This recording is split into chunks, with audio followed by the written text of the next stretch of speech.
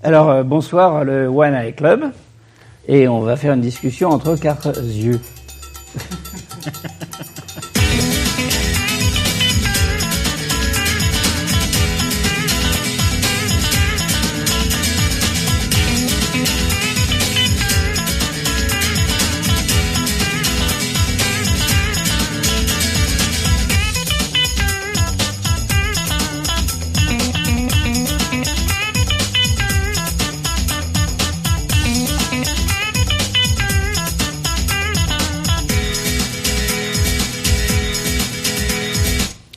Bonjour à tous, bienvenue donc au Festival des Calanques et des Bulles pour cet entretien avec Jean-Claude Mézières, l'auteur de Valérian et Laureline, qui est aussi un illustrateur, qui a une longue carrière. Je suis un peu ému parce que c'est un auteur que j'ai lu dans mon enfance, que j'ai redécouvert grâce au... Et même assez vieux, il me lit encore. Alors c'est vous dire l'âge que j'ai. Hein. Donc que j'ai redécouvert grâce aux superbes intégrales qui sont sorties. Pour animer cette émission, il y a donc moi, Pierrick et Mathieu et Thierry qui sont là pour poser plein de questions. Bonjour. Et donc on va commencer tout de suite pour vous présenter un peu le programme. On va revenir un peu sur ton rapport. Comment ça a commencé ? Voilà, comment ça a commencé les débuts, les questions qu'on doit poser tout le temps. Comment on est arrivé là, puis on va être un peu sur des thématiques, donc Valérian et Laureline bien sûr, mais aussi le rapport au cinéma, parce qu'il y a quelque chose d'intéressant à ce niveau-là. Puis on reviendra sur les influences que tu as pu avoir et que tu as pu donner aussi, transmettre dans la bande dessinée. On finira par un petit questionnaire débile qui est une de nos coutumes. Rien de très très intelligent, vous verrez. C'est le principe d'un questionnaire débile. Oui. Donc tu es l'auteur de Valérian et Laureline, c'est ton œuvre. Il paraît. Ton œuvre la plus connue. Mais pas de celle-là. Oui. Laureline qui est. Je regrette d'ailleurs. Laureline qui est un prénom qui est devenu très courant alors qu'il a été inventé par Jean-Claude Mézières et Pierre Christin, les auteurs de la bande dessinée. Il y a beaucoup de petites Laurelines apparemment. Des Valérians, il y en a aussi. Il y en avait 2 ou 3 hier. Pardon ? Il y en avait hier. Je ne suis pas sûr qu'il y ait autant de Valérian que de Laureline, mais la chose la plus incroyable qui m'est arrivée en dédicace, c'était que une petite jeune fille d'une vingtaine d'années, rosissante et un peu timide, me dit je m'appelle Laureline, en me donnant son album pour que je lui dédicace, et mon compagnon s'appelle Valérian. Ça, je veux dire, il y en a qui cherchent les emmerdes eux-mêmes. Comme quoi, en fait, surtout qu'une œuvre de science-fiction en bande dessinée, quelque chose qui n'est pas franchement très reconnu, peut avoir une grande influence sur la société, sur les gens. Sur certains, enfin, faut reconnaître, c'est pas innocent de. Enfin bon, je leur laisse chacun leur responsabilité. Mais c'était une influence, j'imagine, que ne pouvait pas y avoir à l'époque où toi, tu étais enfant et où tu as commencé à t'intéresser à la bande dessinée. Quel était le point de vue des gens, globalement, sur la bande dessinée, de tes parents aussi, quand tu as décidé que tu voulais le faire ? D'ailleurs, qu'est-ce que tu voulais faire étant petit ? Eh ben, je voulais ou être cow-boy ou dessinateur de bande dessinée. Bingo. Et ben, c'est pas trop mal démerdé. Mais, sincèrement, c'est vrai. Mais, si tu appelais ça de la bande dessinée, c'est déjà très difficile parce que le mot n'existait pas. C'était des illustrés. Et rien que le mot illustré, les parents, les professeurs, les directeurs d'école, les curés, probablement les rabbins, tout le monde détestait les illustrés. C'était mal vu, ça rendait les enfants idiots, méchants, etc., etc. Et c'était fait, la plupart du temps, par des artistes, des fois pas dénués de talent, mais qui faisaient ça parce que peut-être qu'ils avaient eu le rêve de faire de la peinture, du grand art avec un grand A, et que il faut croûter, il faut nourrir peut-être la femme et les enfants. Et la bande dessinée, au moins, l'illustré, leur permettait de produire beaucoup, pour bien payer, mais produire beaucoup. Il y avait du boulot parce que le dessin n'intéressait personne. Et c'est ça qui est très étonnant. Bon, moi, je suis juste né juste avant la guerre, et en 45-48, époque bénie des petites illustrées, etc., il y avait pléthore de petites productions, petits formats, des grands journaux, Hockey Magazine, que mon grand frère achetait de 15 ans. Il avait 15 ans, moi j'en avais 8. Et dedans, le jeune Albert Uderzo commençait sa première bande dessinée, Harris Buck.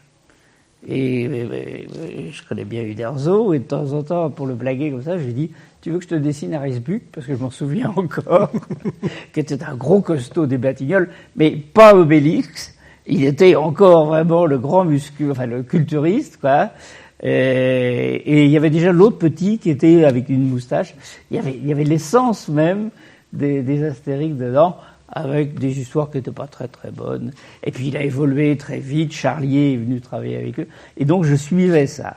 Puis, on m'a offert, sans doute pour mes 10 ans, le Lotus Bleu, l'album. Et j'aimais vous dire qu'en 1948, offrir un album du Lotus Bleu, ma marraine, elle avait dû sortir des bifetons parce que je ne sais pas du tout le prix que ça pouvait coûter. Et c'était assez cher. C'était une édition d'eau toilée, machin. Mais c'était pas du luxe. C'était la seule disponible. Et je suis tombé dans le Lotus Bleu, paf, absolument extraordinaire.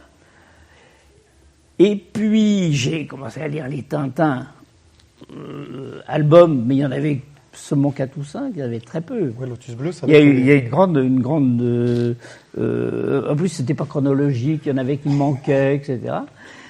Et puis après, j'avais un copain qui aimait bien les illustrer aussi, et qui lui achetait Spirou.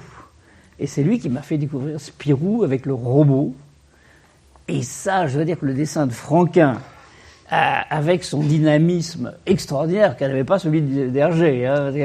Hergé, on serrait les fesses et on continuait. Et, le Franquin, c'était débridé, etc. Et avec Gigi, enfin bon, c'est l'évolution normale des créateurs qui... donc c'est pour dire que ça venait des grands basiques français, franco-belges, et aussi de tas de petites... parce qu'il y avait des Roy Rogers, Big Bill le casseur, enfin des tas de trucs qui étaient des petites brochures, pas toujours très ragoûtantes, mais des fois assez bien dessinées quand même. Il y avait la bande dessinée américaine qui devait aussi avoir un peu d'influence. Alors non, parce que justement la grande union sacrée de l'Église catholique, enfin de la presse catholique et de la presse communiste, c'est fait pour ne pas laisser la presse américaine envahir le marché européen et protéger les bandes dessinées, enfin les syndicats de bandes dessinées français, pour faire de la création française. Et ça, je veux dire que c'est la belle alliance. Une jolie forme de protectionnisme. De protectionnisme, certes. Oui, c'est vrai que les Américains étaient très très organisés. En plus, ça publiait sur déjà 2500 journaux, rien que sur le territoire des États-Unis. Donc après, ils vendaient ça à des prix dérisoires que aucun dessinateur ne pouvait évidemment tolérer. Enfin. Et on aurait bouffé du super-héros et des trucs avec de grande qualité par moment et de la grosse merde dessus. Si bien que moi je ne suis pas du tout... Après j'ai vécu aux États-Unis, j'ai beaucoup voyagé, je connais bien la production américaine, mais c'est pas ma tasse de thé. Moi les super-héros c'est pas du tout mon truc, je sais pas lire, ça m'intéresse absolument pas. On m'a dit mais si, c'est beaucoup plus intéressant, c'est tout le Tremblay, des m'intéresse pas. Et puis en plus je trouve que les dessins sont des fois formidablement habiles et d'autres fois très emmerdants. Parce que c'est tout le temps des schématiques de dessin. Je fonce dessus, comme ça, gros plan. C'est pas du tout un dessin narratif qui trimballe une ambiance. C'est un dessin rentre dedans. Et moi, 30 pages de boum, boum, boum, Bon. Donc voilà, en gros, je sais pas pourquoi on parle de ça. J'avais l'impression, moi, qu'il y avait quand même de la bande dessinée américaine qui arrivait dans les magazines, mais en étant francisée. Je sais qu'il y a eu des premiers Superman, il y a eu des... Moi, c'est Red Ryder. Oui. Red Ryder, qui était dessiné par un grand dessinateur américain, Fred Arman. Et ça apparaissait dans Spirou dans les années 45, et je crois que c'est parce qu'il n'y avait plus l'arrivage des planches que JG a plus ou moins commencé à faire des histoires de chevaux et de cavaliers. Mais Superman, personnellement, je n'ai jamais rencontré Superman dans les journaux français. D'accord. Peut-être que je fais une erreur, peut-être s'il y a de la contradiction dans la salle, je vous en prie, vous êtes les bienvenus. Je ne sais pas. Et donc, les journaux français et belges, principalement, mais avec d'autres aussi, probablement Hollande, etc., avaient des bandes dessinées originales et qui ont été appréciées, plus ou moins, selon ce qu'elles étaient. Mais il y avait des tas de magazines, des magazines comme alors Tintin et Spirou, bien sûr, mais avant, il y avait Hockey Magazine, où le jeune Albert Uderzo a publié ses premières bandes dessinées parce que les dessinateurs commençaient à travailler, voilà. Et il y avait des dessinateurs connus maintenant, enfin on les connaît parce que malheureusement ils sont morts récemment, Klein, mais des mecs assez intéressants avec le fait que ce qu'ils faisaient s'adressait à un public de jeunes garçons, parce que c'était vraiment de la bande dessinée pour garçons, et surtout avec des intentions, c'était pas toujours très malin. Il y avait des westerns, il y avait évidemment des histoires de guerre, de résistance, et puis des grosses blagues waf. Ces bandes dessinées, c'était quelque chose pour les garçons. Les filles n'avaient pas le droit de lire. Les filles avaient des journaux, par exemple les catholiques qui éditaient Cœur Vaillant, Fripounet Marisette pour la jeunesse rurale et Âme Vaillante pour les filles. Et nous, dessinateurs, on pouvait travailler pour les 3 journaux si on nous le demandait, parce que il n'y avait pas de frontières. Mais par contre, ces journaux-là étaient vendus à une clientèle bien précise et souvent par abonnement. C'était une clientèle captive, ce qui prouve aussi que c'est un truc qui bougeait pas trop. À 12 ans, tu as publié tes premières bandes dessinées ? Comme la bande dessinée n'intéressait personne, je ne sais pas comment c'est venu. J'ai commencé à publier des petits strips en 4 ou 8 images, des petits gags comiques dans Cœur Vaillant, Âme Vaillante. Qui m'a donné l'adresse de cette maison d'édition ? Je n'en sais rien. Mais il publiait toutes les semaines un petit strip. Ça a duré pendant c'était une fois tous les quand ça arrivait, quoi. Mais ça a beaucoup changé l'attitude des parents qui ont toujours aimé le dessin, ont aimé la peinture, et n'en faisaient qu'à titre totalement amateur ou pas du tout. Par contre, de dire mon fils est publié et il reçoit de l'argent pour faire ça. Ça devait être des sommes astronomiquement basses. Mais pour un gamin de 12-13 ans qui reçoit des petits sous pour sa semaine parce qu'il les a publiés, ça a complètement changé le truc. Et moi, mon approche, c'était de dire, ce que je fais, c'est pas terrible, mais ça me fait toujours un petit peu de pognon. Maintenant, je veux dire, si un jeune de 12 ans arrive pour montrer son bouquin d'éditeur, il y a quand même très peu de chances qu'il soit publié. Comment à cette époque-là, ça se fait qu'à 12 ans, on pouvait déjà... Il y avait de la place. C'est-à-dire tout simplement, comme la bande dessinée n'intéressait personne, les journaux utilisaient des tas de dessinateurs avec un roulement mais énorme. Et j'ai retrouvé dans un vide-grenier en province une pile de Fripounet Marisette auxquels j'avais collaboré. Et dedans, il y avait des dessins de Jean Giraud, de Pat Mallet, et à moi dans le même numéro. Et on avait tous 16 ans, quoi. Et c'était pas très très très beau. Giraud, c'était déjà pas mal, C'est ça qui est extraordinaire. Et les gens produisaient ça parce que il fallait alimenter. Les dessinateurs, en général, avaient surgé. Les dessinateurs qui faisaient de la bande dessinée étaient en général des guillemets artistes, comment dirais-je, frustrés. Il faudrait faire de la grande peinture, et il faut faire bouffer la famille. Et c'est vrai que la BD, c'était mal payé. Il n'y avait pas de droit d'auteur parce qu'il n'y avait pas d'album, donc il n'y avait pas de droit d'auteur. Mais au moins, il y avait du boulot et on pouvait. C'était quand même du sous-prolétariat artistique. Oui, c'est le principe. Avec des talents, par moments, des talents étonnants. Avec des gens qui avaient, après, dans les générations qui ont commencé à être connus, des Poivet, des. J'ai des trous de mémoire. Enfin, des gens qui étaient des admirables dessinateurs, qui faisaient des boulots, des fois, assez alimentaires. Et pas difficile à défendre, parce qu'en plus, les scénarios, il fallait changer un peu ça, parce que ça allait pas. Enfin, tout ça, c'était fait dans un truc de production le plus grossier possible. À 15 ans, tu rentres aux arts appliqués. Oui. On pense toujours à arts appliqués, ça va être du dessin, on pense que c'est les arts, c'est l'illustration. Oui, non, apparemment, c'était pas vraiment ça.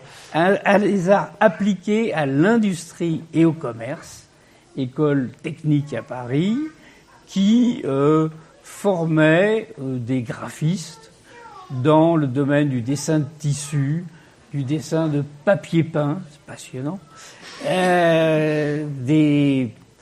les ateliers prestigieux, c'était de la peinture décorative, des fresques. Parce qu'on sait bien que les jeunes artistes, on leur demande des fresques tout le temps. Et alors pour ceux qui avaient raté et qui avaient les pires notes aux examens, c'était la laque. C'est-à-dire que les gars, ils passaient leur vie et leurs mois d'études à mettre une peinture sur des meubles, puis après, ils passaient du papier de verre pendant des heures et des jours. Un travail typiquement artistique. C'était incroyable. Alors, il y avait les trucs prestigieux aussi, c'était la publicité. Parce qu'évidemment, la publicité s'intéressait au dessin ou à la conception photographique. Mais moi, j'avais pas droit. Moi, j'ai eu droit au papier peint. Et le papier peint, où je n'ai évidemment de ma vie jamais vendu un tissu dans un atelier de papier peint. Et alors, dans cette école des arts appliqués, où j'y suis entré à l'âge de 15 ans, après un concours d'entrée où on pouvait réussir sans le bac. Le bac n'existait pas. Enfin, si, ça existait, mais c'était pour les intellectuels. Aujourd'hui aussi. Ça a pas mal changé. Il paraît, je ne sais pas. Et par contre, ce qui était amusant, c'est que j'avais fait un petit album entièrement cousu main, que mon père avait relié, etc., qui était un petit western, pas terrible, mais que j'avais terminé une histoire de 16 pages. 16 pages quand même, en couleur, oui. Recto verso, pour que ça fasse comme un album. Et j'ai envoyé l'album à Hergé, en me disant, Hergé, c'est Monsieur Casterman, il va me publier. Et j'ai reçu une lettre 3 mois plus tard. C'est bien mon petit gars, il faut continuer. C'est que dire à un gamin de 15 ans qui dessine pas mal, mais surtout pas extraordinaire, quoi. Et donc à l'école, j'avais amené ça, et mes copains qui dessinaient pas du tout de personnages de bande dessinée, parce que la bande dessinée était quelque chose qui était des fois lu par certains, pour d'autres pas du tout, et surtout était pas personne croyait. Puis il y en a un qui me dit, ah tiens, si. Dans la classe d'à côté, il y a un mec qui est pas mal et qui fait des trucs bien. Alors je dis, tiens, je vais le rencontrer. Et c'était Monsieur Jean Giraud, qui s'appelait pas encore Möbius. Oui. Mais je dois dire que quand à 15 ans, on rencontre Wolfgang Amadeus Möbius, ça fout une paire de claques dans la figure, parce que c'était très dur, mais on est venus extrêmement potes. Et comme moi, j'avais déjà, lui, travaillé pour Marie-Jacques qui était un éditeur de petites revues western, il dessinait lui-même, il dessinait l'histoire de la résistance, les machins du maquis, je sais plus comment ça s'appelle. Donc il me dit, moi aussi je publie chez Marie-Jacques. Je dis, viens, on va montrer ça chez Cœur Vaillant, qui avait 3 journaux, puisqu'ils avaient Cœur Vaillant d'un côté, Fripoun et Marisette de l'autre, pour les jeunesses plus rurales, et Âme Vaillante pour les filles, parce que les filles et les garçons étaient très séparés. Et donc, il y avait 3 journaux qui attendaient des dessinateurs. Et donc, on a bossé très très bien, et Giraud a commencé à prendre un galop d'essai formidable. Il y a des premiers westerns, Mon curé chez les Hurons, ou un truc comme ça. Je ne sais plus ce que c'était. Et du faux de Jerry Spring. Et du faux de Jerry Spring, parce que on découvrait Jerry Spring à l'époque, puisque c'était 1954-55. Et bon, donc je m'arrête là, voilà.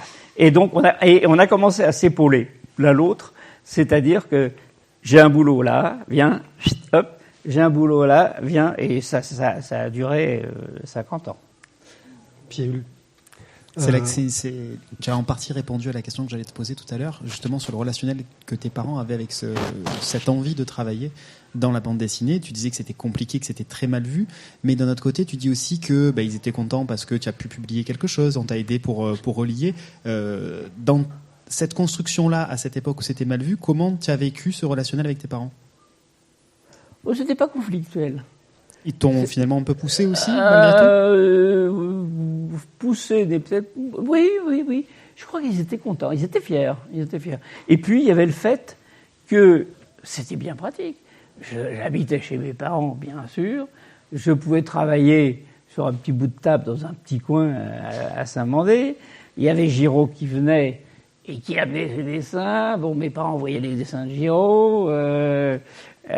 Comment ça va se dire, il est bien, le petit gars, là. On peut l'adopter. Il a le droit de venir manger, mais il voulait jamais manger à la maison. Il avait mal au foie, et donc, mais tout ça était... Moi, en fait, je me disais qu'il faudrait que je devienne prof de dessin à l'école, parce qu'il y avait des vacances. Et puis, très vite, le métier montant un peu, avec Giraud, avec Pat Mallet, qui était un 3e de l'école des Pat Mallet, si vous voyez ce que c'est les petits hommes verts dans Lui, magazine, dans les années 70-80, des petits trucs un peu coquins, etc. Au début, il travaillait pour Cœur Vaillant, donc c'était pas coquin. Et puis, il s'y est vu, et ça marchait bien. Et donc, et Mallet, qui était sourd suite à un accident de streptomycine, etc., ne parlait pas parlait très difficilement, et surtout n'entendait rien. Et on avait décidé qu'on irait voir Franquin. Alors, on avait dit à Giraud, tu viens ? Giraud avait dit, bien sûr, je viens. Et puis, finalement, comme d'habitude, il n'est pas venu. Bon. Et donc, Mallet et moi seulement sommes allés voir Franquin.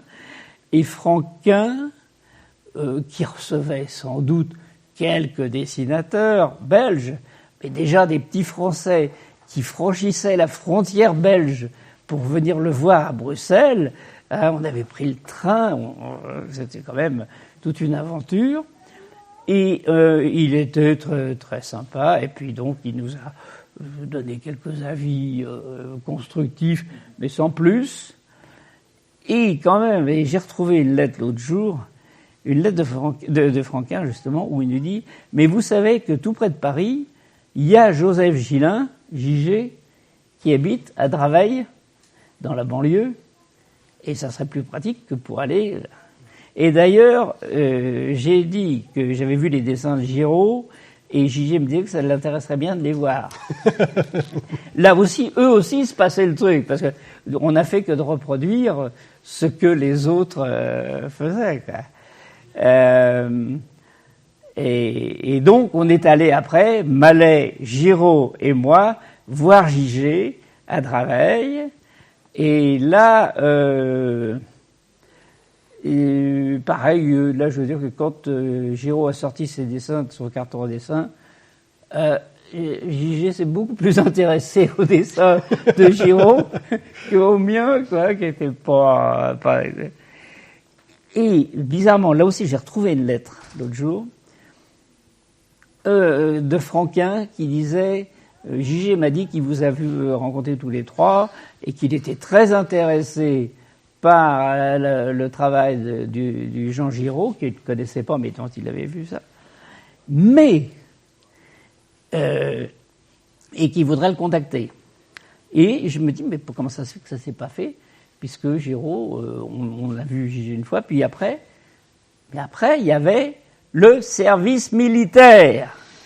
Algérie, et hop, 28 mois et demi qu'on s'est farci.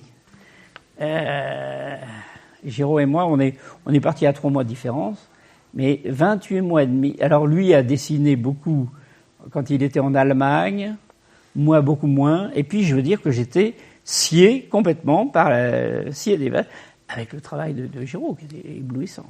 Tout ça, ça a été un peu interrompu par le service militaire? Alors oui, alors donc la fin de l'école, le diplôme plus ou moins terminé, il y avait au bout, il y avait évidemment le service militaire, l'Algérie, et donc 2 ans et demi d'arrêt quasi total, à part qu'un dessinateur arrive toujours, s'il se démerde, à publier dans des revues sur le démontage des armes, passionnant et vachement dans mes goûts, ou bien des trucs sur les réglementations militaires ou la propagande, parce qu'il y avait quand même le bureau de propagande d'action psychologique, c'est ça. Ça s'appelait l'action psychologique pour la guerre d'Algérie, parce que des gamins de 20 ans, évidemment, personne ne savait qu'est-ce qu'ils allaient foutre en Algérie. Il n'y avait pas de bande dessinée de propagande encore? À ma connaissance, non. À ma connaissance, non. Mais moi, j'ai pas travaillé pour des revues militaires, alors que Giraud, pendant son temps de service militaire, était le même que le mien, mais en Allemagne au début, a travaillé dans des revues militaires où il racontait des histoires de charges de Ulan, etc., avec des chevaux qui galopent.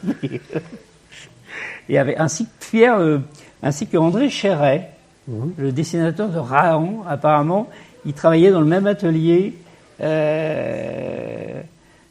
sur cette revue qui s'appelait, je ne sais plus. Moi, je ne les connais pas. Bon, bref. Il y avait aussi un journal. Alors là, je n'ai pas réussi, et pourtant j'en ai parlé avec Cabu, parce que j'étais assez ami avec Cabu. Il a publié ses premiers dessins dans une revue militaire qui s'appelait Bled, et qui, je crois, était publiée en Algérie pour l'armée française. Et il a fait ses premières histoires. C'était ni très antimilitariste, ni très gonflé, mais ses premiers dessins m'ont marqué. Son dessin était déjà d'une extrême liberté, et j'en ai reparlé un soir, comme ça, et je connais ton dessin par cœur, je peux te raconter le gag, là. J'ai vu ça il y a 45 ans, et... On n'imagine pas Cabu dans du dessin militaire. Cabu, voilà, lancé par l'armée, j'aime beaucoup l'histoire. Ah, c'est bien, hein. Non, oui, tu sais, les dessinateurs, alors en plus contraints et forcés, parce que c'était le période de service militaire, mais beaucoup de dessinateurs ont fait des choses qui peuvent avoir un peu honte, des dessins mécaniques. Je crois que Will Eisner, le très grand illustrateur américain, a travaillé pour des revues américaines sur l'armée. Enfin, il fallait bouffer, et puis quand il faut bouffer, le dessin, c'est toujours bon. Justement, après des questions, si... N'hésitez pas en cours de route. Hein. Vous levez la main, on fait attention. Et... Donc après le service militaire, j'ai vu que tu avais fait un peu de pub, et tu es parti aux États-Unis. Oh, du calme. Oula, je vais trop vite. Je vais trop vite. Ça s'est pas fait comme ça. Service militaire, donc je reviens complètement. Pour moi, j'aurais continué encore 6 mois de plus. Je ne voyais plus la différence. Il n'y avait plus d'horizon, il n'y avait plus rien. C'était désespérant. J'ai tiré sur personne. Personne ne m'a tiré dessus. J'estime que j'ai eu beaucoup de chance. Mais c'était la vie à 22 ans.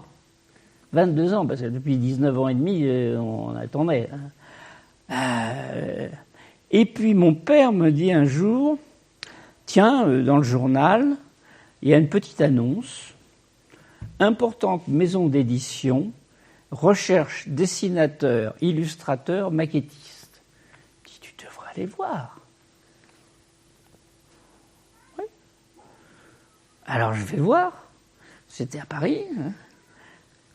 Ben, sans doute qu'il n'y avait personne derrière moi parce qu'ils m'ont fait faire un test, puis ils m'ont dit que c'était bien. Giraud n'était pas là ce jour-là. Attends. Oui. Excusez-moi, je voudrais juste revenir sur la période du service militaire. Vous avez dessiné pendant, alors sans parler de la guerre, sans parler de dessiner la guerre, mais est-ce que pendant toute cette période, vous avez eu besoin ou trouvé un réconfort dans le dessin, ou est-ce que vous avez vraiment mis de côté? Très peu. Je me suis rendu compte parce qu'en cours de dédicace, des fois, il y a des gens qui viennent puis qui m'amènent un vieux dessin. Mais c'est moi qui ai fait ça. Avec du service militaire, ça fait 50 ans que je n'avais pas vu. Quoi.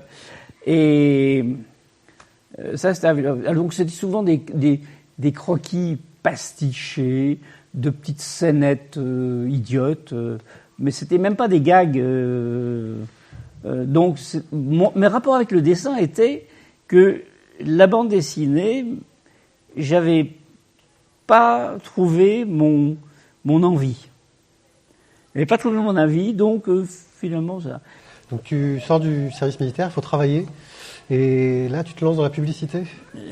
Oui, pas tout à fait. Je rentre dans l'illustration, c'est-à-dire que moi, mon amitié avec Jean Giraud m'avait quand même montré qu'il y avait des différences entre le dessin de Wolfgang Amadeus Möbius et mes dessins à moi. Et je veux dire que je trouvais que la bande dessinée, et finalement, était quelque chose que j'aimais, j'avais baigné toute ma jeunesse dedans, et que j'étais peut-être fait pour en faire, mais de la médiocre. Et puis, il n'y a pas que la bande dessinée dans la vie, et on peut faire autre chose, et donc l'illustration, la publicité, je savais que c'était métier graphique, mais canaliser les gens à 15 ans pour dire tu feras de la bande dessinée que ça, c'est pas forcément une bonne solution. Donc j'ai été voir du côté de l'illustration et j'ai dégoté un truc à Paris qui était des illustrations sur les histoires des civilisations avec des magnifiques reproductions de scènes de genre, du genre le sacrifice du taureau machin pour le dieu Apis, enfin comme ça, ou bien la course de gladiateurs, la bataille des gladiateurs dans Rome antique avec un casque de gladiateur.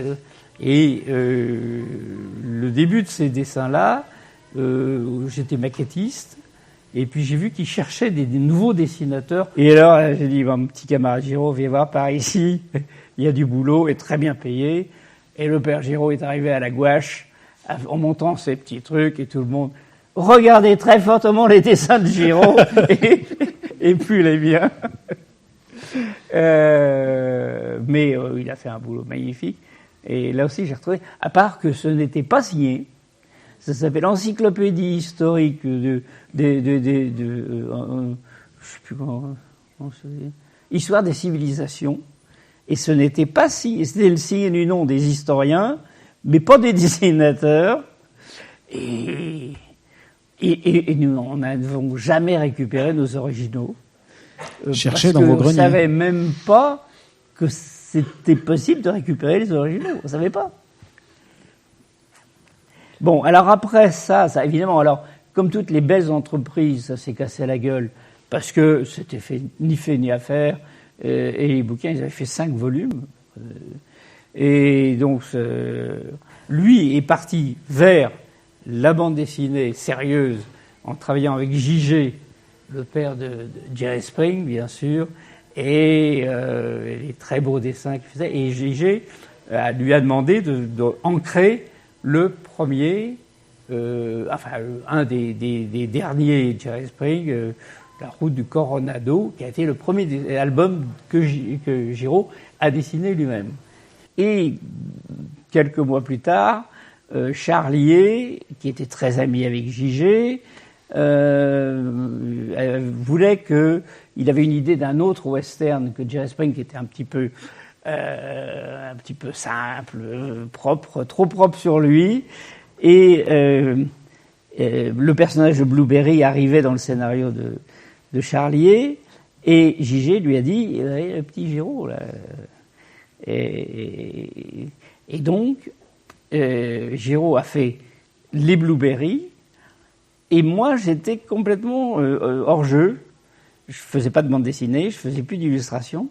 Et par contre, Giraud me renvoie à l'ascenseur en me disant mais le fils de Gigé monte sa petite boîte de publicité. Il est tout seul, mais il cherche un assistant. Pourquoi tu vas pas le voir? Et donc j'ai fait la connaissance du fils de Gigé, et je suis devenu très ami avec lui, et son seul et unique assistant, et chef d'orchestre, et tout, et très ami avec le père, bien sûr, qui a travaillé avec nous des nuits entières de charrettes pour faire des catalogues de petites culottes ou des trucs. Et de chaussettes, retrouver le bon label du numéro 212, les chaussettes en nylon, machin. Et puis alors à ce moment-là, parce que toujours il y a les allers-retours, Giraud, qui avait déjà été, quand il avait 16 ans, au Mexique, sa mère vivant à Mexico, 1956, Mexico, j'ai dit à Jean, je pars avec toi. Parce qu'on avait l'argent de nos petites illustrations, indépendance. Et on prend les billets sur le bateau de la French Line, qui était à la station Aubert maintenant, qui n'existe plus, et sur le Liberté. Et puis mes parents, un jour, trouvent dans mes affaires, dans la maison, puisque j'habitais, un aller pour New York, monsieur Jean-Claude Mézières, mon père qui venait de faire un infarctus, mon frère qui était en dépression, etc. Moi je n'avais qu'une envie, c'était de foutre la gorge. Il dit mais tu veux partir en Amérique? Mais pourquoi pas la Lune? Pourquoi pas la Lune? Et ça m'a donné des idées pour le futur. Et donc Giraud est parti seul pendant 6 mois à Mexico, où il a vécu tout, la vie, l'amour, la mort, et surtout dessiner beaucoup, se poser des grandes inquiétudes, et revenir, aurait allé d'un prestige extraordinaire évidemment, et presque 10 ans plus tard, en 64, donc après ses Blueberry, enfin, il continuait à faire ses Blueberry, et il est reparti à Mexico pour retrouver sa mère qui s'apprêtait à partir, à rentrer en France. Et j'avais dit, on se trouvera à New York ou à El Paso ou à Mexico. Et on s'est retrouvé gare du Nord 8 jours à son retour et moi 8 jours avant mon départ. D'accord. Alors, c'est magnifique, mais je pense que ça a été beaucoup plus profitable pour tout le monde de faire ça séparément, parce que ensemble, on n'est pas fait pour vivre ensemble. Il y a quand même pas mal d'auteurs de ta génération qui sont partis aux États-Unis. C'était quoi? C'était une recherche de... Il y avait justement Gigé, Franquin, Maurice, oui. Tous les trois ensemble. Et, il y avait l'attrait que on sortait de la guerre. L'Amérique était cette terre inconnue que tout le monde... On voyait des documentaires au cinéma, pas à la télévision, ça n'existait pas encore, mais des documentaires où les Indiens qui courent à cheval et les gratte-ciel, est-ce que c'est vrai ou c'est un montage? On savait pas. L'Amérique, on savait pas. Il y avait que les gens très riches qui allaient en Amérique. Et ça, c'était avoir la chance pour lui d'y aller à 15 ans, et pour moi après à 23 ans, 24 ans, ça a été extraordinaire parce que là, on a plongé complètement. Et cette expérience, elle est maintenant, tout le monde croit connaître l'Amérique parce qu'elle dégueule des télévisions, etc. Donc tout le monde dit, bah oui, j'ai vu ça, c'est pas bien. C'est plus compliqué que ça. C'est très compliqué. Tu en as ramené quoi de l'Amérique ?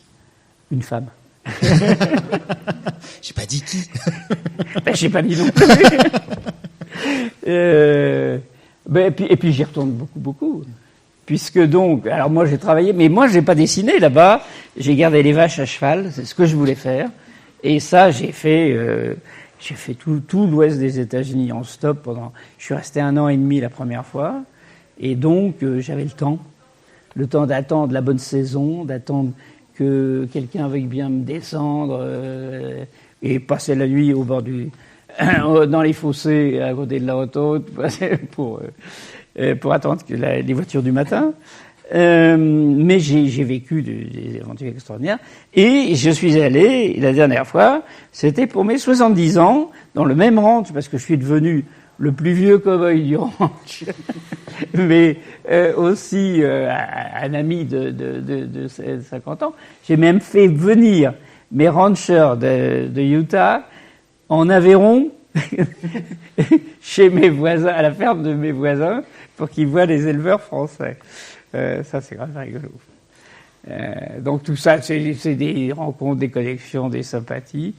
Mais ça, c'était ma manière de voyager. Moi, c'est avec les gens, chez les gens, dormir là s'il faut, pas gênant. Et surtout, travailler à cheval, parce qu'apprendre à monter, je savais déjà un petit peu, mais surtout, et puis on fait quoi une fois que tu as attrapé ton taureau lasso, qu'est-ce que tu fais avec ton taureau lasso? Tu l'emmènes te promener? Oui. Merci. Alors, si je me trompe pas, vous n'avez jamais fait de western. Pourtant, vous parlez beaucoup de l'Amérique, vous parlez de Jean Giraud qui lui a fait du western. Mais tout le monde faisait du western. Et pourquoi vous n'avez... Parce que tout le monde en faisait. Oui, mais alors vous l'avez vécu réellement, du coup, au lieu de le fantasmer, mais quelqu'un comme Giraud qui a fait les deux, qui l'a fantasmé puis qui l'a vécu, puis qui l'a créé. Il l'a vécu, mais il l'a vécu de sa table à dessin, lui.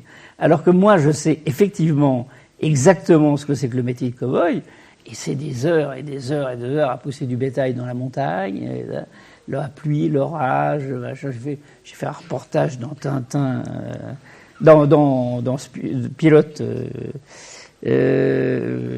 Avant de faire de la bande dessinée, j'ai fait un reportage avec des photos, etc. Ce qu'il y a, c'est que tout le monde, regardez le nombre de milliers de dessinateurs européens avec talent ou sans talent, alors ça, l'équilibre, qui faisait du western. Mais de la même manière, ce que je trouve assez surprenant, c'est de me dire que finalement les Américains font très peu de western en bande dessinée. Il y en a beaucoup ici en Europe. Est-ce que c'est quelque chose qui peut justement plus être fantasmé que dit réellement? Je crois que d'abord parce que les Américains ne savent pas ce que c'est que l'Ouest. Ils s'emmerdent, ils travaillent depuis en se disant j'arrive à Las Vegas et puis après je vais à San Francisco. Traverser des immensités et en bagnole, c'est chiant. À cheval, en faisant un travail d'exploration, de paysage, etc., c'est extraordinaire. Mais je crois que, en ce qui me concerne, il y a le fait de ma proximité avec Giraud, de dire, me dire qu'il va faire du sucre blueberry. Alors là, non. Et puis il y a le fait, alors arrive le 4e larron de là, c'était Christin. C'était donc Christin, qui était un ami d'enfance aussi, mais lui c'est un littéraire, c'était un mec qui a fait des études, qui a fait Sciences Po, qui a fait des tas de trucs, et qui, lui, se destinait à une carrière universitaire. Et puis, il avait déjà femme et enfant en 65, et il est parti. Il avait lui aussi une envie d'Amérique énorme, comme tous les gars de notre âge. Et donc, il est parti comme professeur d'université à Salt Lake City. Il avait trouvé un poste. À l'époque, on offrait des postes comme ça assez facilement. Et il enseignait la littérature française. Il a même enseigné Boris Vian et des auteurs comme ça aux étudiants américains, ce qui était quand même assez inhabituel. Et puis, il avait un appartement à Salt Lake City. Et un jour, j'arrive avec mes bottes, pas ma selle, mais presque, mon sac et mon chapeau, en disant, ton canapé, là, je peux dormir de cette nuit. Il y a 1 mètre de neige dehors, quoi. Et parce que là-bas, l'hiver, moi, je venais du Montana, je venais de Californie, j'avais quand même déjà beaucoup bougé. Et donc, je m'incruste chez lui. Et je fais des petits boulots en ville pour des journaux mormons, des Cœurs Vaillants mormons, pour le Cœur Vaillant mormon, qui est absolument fait 2-3 illustrations, pour une petite agence de pub, etc. Des petits trucs misérables. Puis, je sais pas, $50 ou $100, on crache pas dessus. Mais c'était pas... et oui, et surtout, oui, c'est parce que j'étais parti avec un visa de travail. C'est pour ça que je suis resté 1 an et demi. Parce que JG m'avait dit, mais si tu veux partir aux États-Unis, il faut que tu aies un visa de travail. Sinon, au bout de 3 mois, tu vas être dehors. Et 3 mois, c'est pas assez. Alors donc, il avait dégoté un ami belge vivant à Houston, au Texas, qui avait une usine de structure de charpente métallique. Et j'ai été engagé comme dessinateur industriel de charpente métallique. Heureusement que j'en ai pas construit, parce que l'Amérique aurait une autre gueule. Et donc, j'avais ce visa de travail. Et ce visa de travail, que je croyais qu'il était valable sur tout le territoire des États-Unis, j'ai découvert à San Francisco, au bureau d'immigration, envoyé par une petite agence de publicité qui m'avait dit allez voir le bureau d'immigration, puis revenez nous voir, on va peut-être faire des trucs ensemble, c'est marrant ce que vous faites, etc. Et le mec des immigrations qui dit mais qu'est-ce que vous foutez ici à San Francisco depuis 3 mois? Vous devriez être à Houston, au Texas. J'y vais tout de suite. J'y vais tout de suite. Et je me suis dit, ok, c'est cuit, je peux pas bosser dans des boulots comme ça. Et c'est là où je suis revenu à Salt Lake City, où Christin venait d'arriver pour son année scolaire. Et c'est là où j'ai un peu squatté chez lui. Et j'ai commencé à refaire un peu d'illustration. Et c'est Pierre qui m'a poussé au cul en me disant, mais pourquoi, puisque tu n'as pas de billet de retour? C'est ça. La motivation, c'était que j'étais parti avec un aller. Et à l'époque, tu pouvais dire, je paierai mon retour quand je rentrerai. Puisque moi, je me disais, je vais travailler pendant 1 an, donc j'aurais payé mon billet de retour. Je t'en fous. Évidemment, le cow-boy, j'ai pas très bien payé. Et je suppose que je pouvais pas te payer mieux que ça. Mais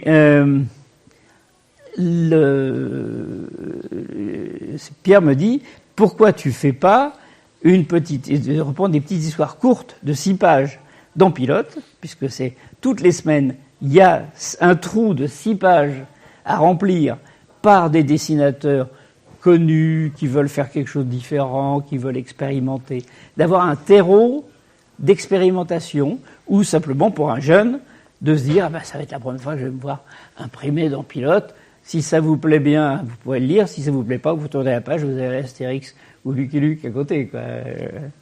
Et donc, on s'est appris le métier, Christin et moi, sur cette première 6 pages, que j'ai envoyé à Giraud en disant place ça chez Spirou, chez Tintin, etc., mais renvoie-moi le pognon, faut que j'achète mon billet. Et j'ai retrouvé des lettres, c'est très très marrant, j'ai retrouvé des lettres là récemment, et on ne parle que, mais alors si tu veux que je t'envoie $100, mais tu me les rembourses comment? Et $100, c'était pas...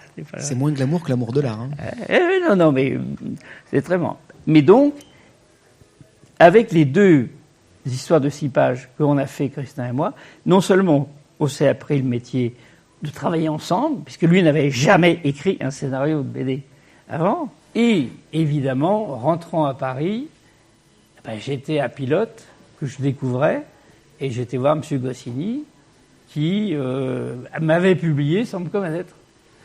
Et donc, on a parlé, puis ça l'intéressait de voir mon expérience américaine, parce que j'avais des références graphiques avec le journal Mad Magazine, sur lequel Goscinny avait travaillé avec des grands illustrateurs comme Kurtzman, des amis à lui. C'était sa référence pour Pilote, Mad Magazine. Et c'était son idée de ça.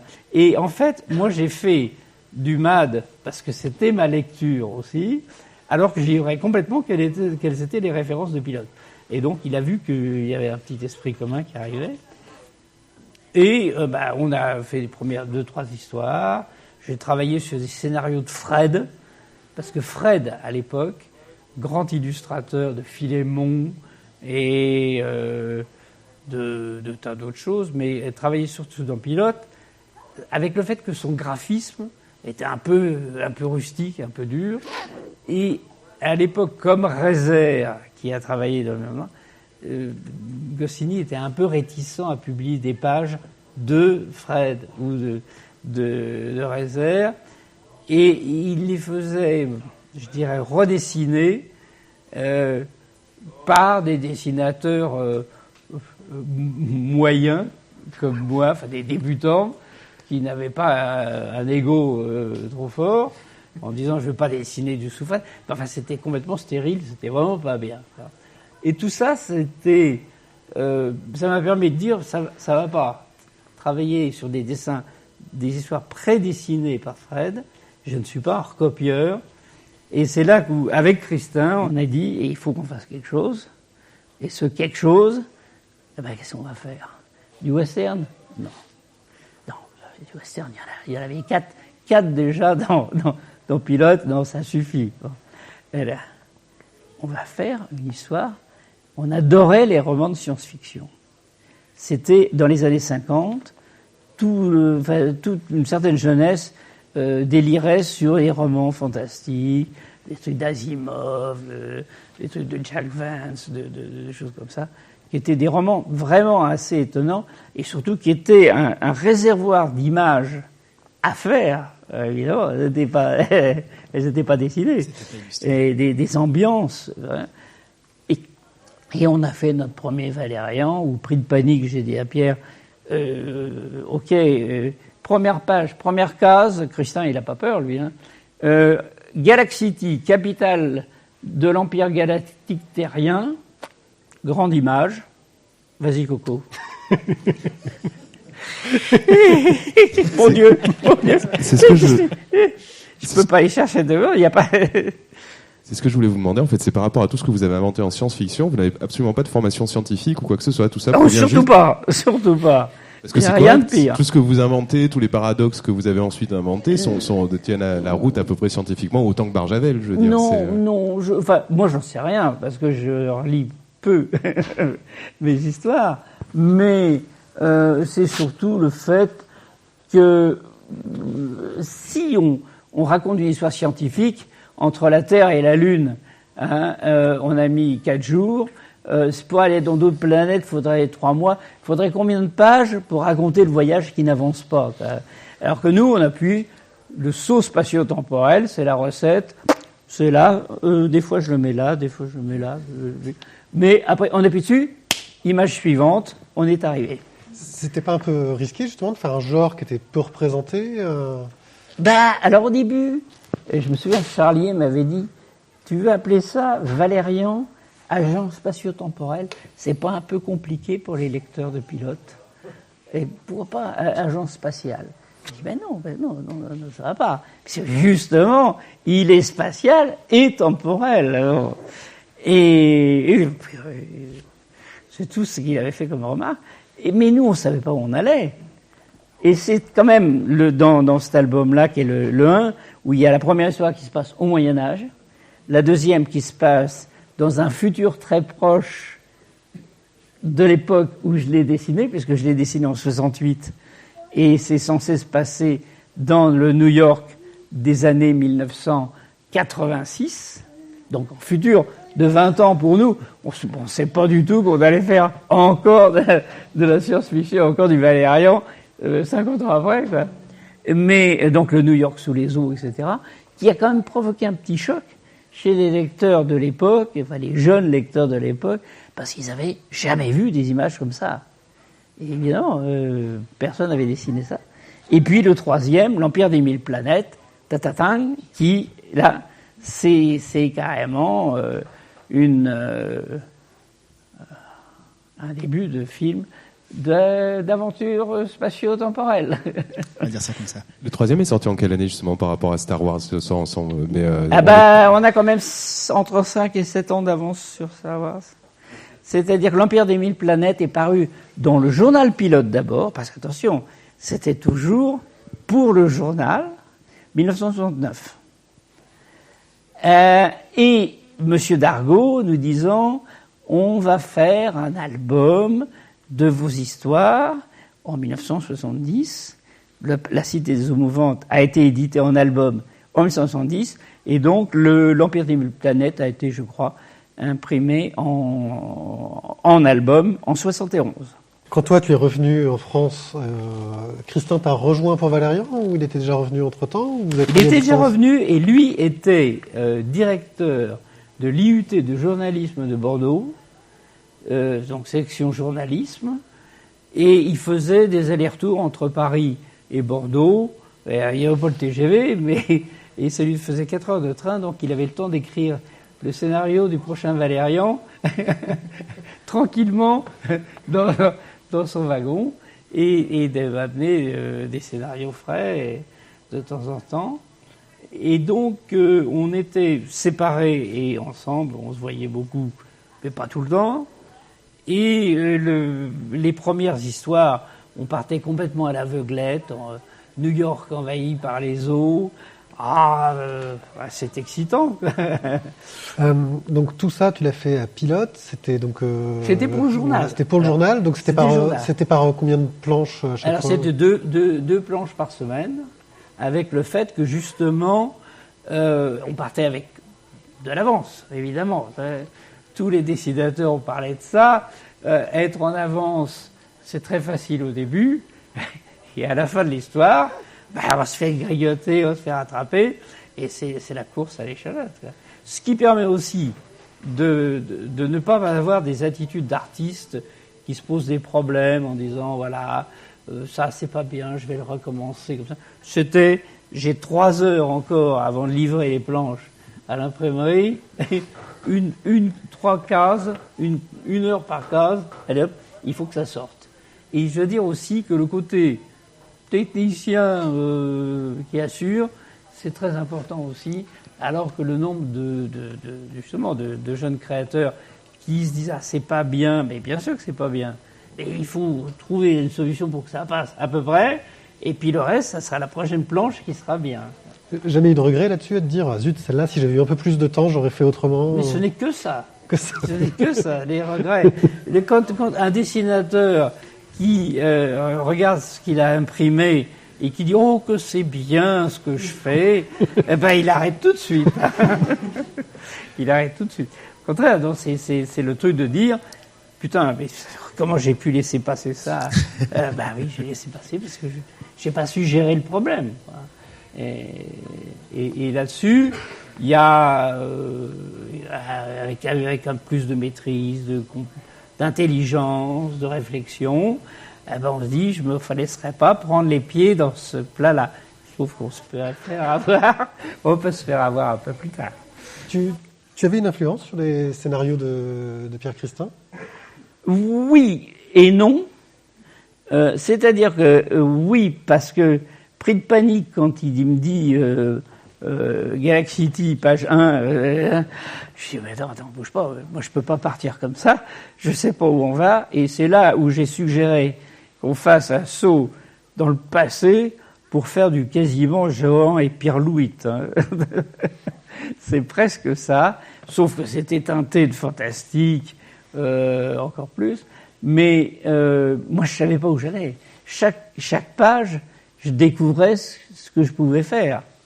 Mais quand on a commencé l'Empire des 1000 planètes, la première page, la description de la ville, les gardes noirs, machin, c'est des grands schémas classique en littérature, en bande dessinée, que je sache, il n'y en avait pas. Tu es très réputé pour les designs de tes créatures. Ouais. Comment est-ce que ça te vient? Est-ce que tu te bases sur leur fonction dans le scénario? Est-ce que c'est des idées en vrac? Ou est-ce que c'est tes dessins qui vont influencer leur fonction dans l'histoire? Les deux, mon capitaine. C'est-à-dire que, d'abord, nous, on n'a pas de méchants. Il n'y a pas de méchants, il n'y a pas d'ennemis, il n'y a que des intérêts conflictuels, des fois en très forte opposition. Mais c'est vrai que le côté méchant de bestiole, non, le Schniarfer Schniarf, mais il n'est pas spécialement méchant. Enfin, du moins, quand sa glande est attachée, il est encore plus gentil. Et puis, le design vient très souvent aussi, lorsque Pierre m'avait écrit la page du scénario de l'Empire des Mille Planètes, où il y a une espèce d'ascenseur et 3 espions arrivent pour négocier quelque chose avec Laureline, lui, il savait pas la gueule qu'ils allaient avoir, et moi non plus. Et donc, on a fait ça, puis il les a vus, et tout de suite, ils sont formidables, puis en plus, je vais faire des dialogues à 3. Alors, clac, clac, clac, clac, clac, clac. Et on ne peut pas en tuer un, parce que si on tue un, on n'a jamais la solution. Il manque un bout de... Ouais.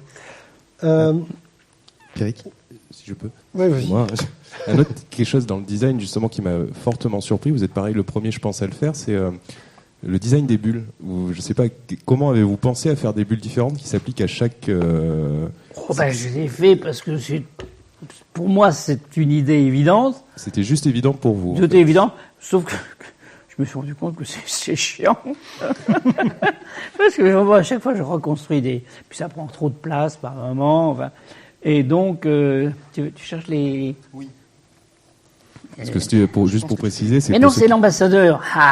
Chaque extraterrestre donc a une bulle qui correspond à sa... Oui, mais alors c'est la voix qu'on entend. Enfin, c'est la voix qu'on entend. Mais c'est... Oui, ça marque la spécificité. C'était la première fois. Voilà, c'est ça qui est amusant. Voilà. Si on devait résumer, ça pourrait être ça. C'est les albums de toutes les premières fois en science-fiction, mise en image, les premiers. Attends, c'est pas celui-là encore, mon pauvre, je suis désolé. Tu passes que les mauvais. Je ne les ai pas tous sortis. C'est le prochain. C'est le 3. Bonjour. Oui. Ça marche ? Oui. Bonjour monsieur. Allez, dans le micro. Moi j'aurais juste une question, c'est comment ça vous est venu d'avoir un couple, un homme, une femme, parce que c'était pas, on a des duos dans la BD, oui. mais Laureline, comment ça vous est venu? L'idée de Nana c'était. Puis c'est nous, on s'en est même pas rendu compte. C'est-à-dire que dans la première histoire. Valérian, qui est un gros bêta, se prend les pieds dans la feuille magique et donc il est prisonnier. Et Pierre me dit le lendemain matin, une silhouette apparaît et c'est une jeune sauvageonne qui habite dans la forêt. Tout ça, c'est très logique. Hein. Et il se trouve que autant j'ai du mal, et j'ai toujours du mal à dessiner la tête de Valérian, parce qu'il a un visage qui n'est pas tout à fait... La Laureline, je crois l'avoir effectivement bien réussi tout de suite. Et ça a été un impact incontestable sur justement le... Parce qu'elle est vraiment très atypique. Et puis il n'y avait pas de nana dans la bande dessinée. Non, mais il y en avait pas. C'est pas une gourde, quoi. Hein? Il n'y avait que les gourdes, oui. Les emmerdeuses et les princesses évanouies. D'ailleurs, le nom de la série a changé en cours de route. Oui. C'était une évidence, parce que changer le nom d'une série est jamais facile, j'imagine. Non. Non, c'était pas comme ça d'un coup. C'est bon, maintenant. À partir de quel tome est-ce que le nom a changé? Je sais plus. C'est dans le dernier tiers. C'est dans le dernier tiers, c'est-à-dire que tout le monde nous le disait. Pourquoi? Ouais, c'est l'Arline, l'héroïne, c'est pas... Bah oui, mais nous on le savait pas au départ. Pour revenir à Pilote, une fois que la publication dans que Pilote s'est arrêté, Valérian et Laureline ont continué. Justement, ça a changé quelque chose au niveau du travail? Il y avait plus ces contraintes, ces problèmes? Oui, mais j'avais déjà pris quand même mes aises, parce que quand même, quand on se tape Métro Châtelet, et en 4 épisodes, hein, ça fait quand même 4 fois 5, presque 200 pages. Il faut quand même pas te dire qu'on va faire ça à la semaine. Hein. Tu avais le scénario en entier quand tu commençais un album? Non, mais non, en plus je veux pas, parce que Pierre me lance largement une quinzaine de pages peut-être, et ça me permet déjà de me mettre dans la bataille, de comprendre ce qu'on va faire, de se mettre d'accord sur les codes graphiques. Quand Valérian et Laureline se baladent dans les planètes et Valérian est dans le métro, et ils communiquent ensemble dans la tête, etc. Comment je vais me démerder pour montrer ça, quoi. Donc ça, il faut quand même y réfléchir. Et c'est vrai que Valérian est devenu plus ambitieux, avec un rythme de parution et d'exécution. Et puis moi, j'aime bien pas faire que ça. Donc je bossais pour d'autres choses, des illustrations, des trucs de publicité des fois, ou d'autres projets. Parce que il y a un côté aussi absorbant, c'est que vous avez des dessinateurs qui adorent dire « j'ai 6 albums en préparation ». Moi, c'est l'horreur. J'en dormirais pas la nuit de dire « j'ai 6 albums à faire ». Justement, tu as connu ce qui est un peu considéré comme un âge d'or de la BD franco-belge, avec tous les magazines, donc des autres. C'était pas, enfin, vous étiez des pigistes plus que des auteurs dans le sens où vous sortiez un album. Est-ce que tu t'intéresses un peu justement aux problèmes qu'ont les jeunes auteurs qui n'ont plus ces supports-là? Il y a beaucoup de grognes au niveau des syndicats d'auteurs, etc. Mais c'est très. Il y avait des grognes aussi de notre époque, puisqu'on n'avait même pas la Sécu. Oui. On était des peaux-rougistes. Il paraît que les gens de la Sécurité sociale appelaient les dessinateurs de bande dessinée des peaux-rougistes. C'est ce qui se disait dans les réunions syndicales. Et on a obtenu la Sécu en 75, un truc comme ça, 1975. Et par contre, je comprends très bien l'angoisse des jeunes maintenant, avec le fait que nous, la période bénie, c'était d'avoir un journal qui avait des pages blanches et vous produisiez ce que vous pouviez. Si ça vous plaisait pour Cardier, si ça vous plaisait pas, vous tourniez la page. Derrière, il y avait Astérix, il y avait Blueberry, il y avait... Bon. Donc, les bonnes pages arriveront. Maintenant, le jeune dessinateur, il faut qu'il conçoive un personnage, des histoires, comme ça, et convaincre le marché d'un lectorat possible à raison de 5000 albums par an. 5000 albums, ce qui est une chose monstrueuse. Et avec beaucoup de production qui n'a même pas le temps d'éclore pour que le public le voie. Parce qu'il faut bien se dire aussi que les premiers Valérian, ça n'a pas fait une traînée de feu. Hein. Le libraire se dit j'en ai plus, tiens, il faut que j'en recommande. Mais tout ça, c'était parce que la caisse de résonance s'est mise en place et c'est vrai que l'album maintenant, qui est l'unique véhicule de faire connaître son travail, sauf maintenant les blogs et les choses comme ça, je peux pas en parler parce que les blogs, je regarde pas. Et puis c'est pas la même lecture. Enfin, c'est même un autre produit. Non, c'est encore très très compliqué, mais c'est dur et c'est très inquiétant pour la situation parce que pour beaucoup de jeunes dessinateurs, ils se disent je voudrais me faire une carrière à la Valérian, ça n'a pas été trop difficile et ça m'a pas bouffé la vie, quoi. Je pense à Uderzo qui faisait quand même une page d'Astérix, une page des Chevaliers du Ciel et je ne sais plus quoi encore. Toutes les semaines, il faisait 2 ou 3 ou 4 pages des fois. Mais ce mec a bossé sa vie. Il a développé d'ailleurs une manière de travailler extraordinaire en faisant presque une page par jour.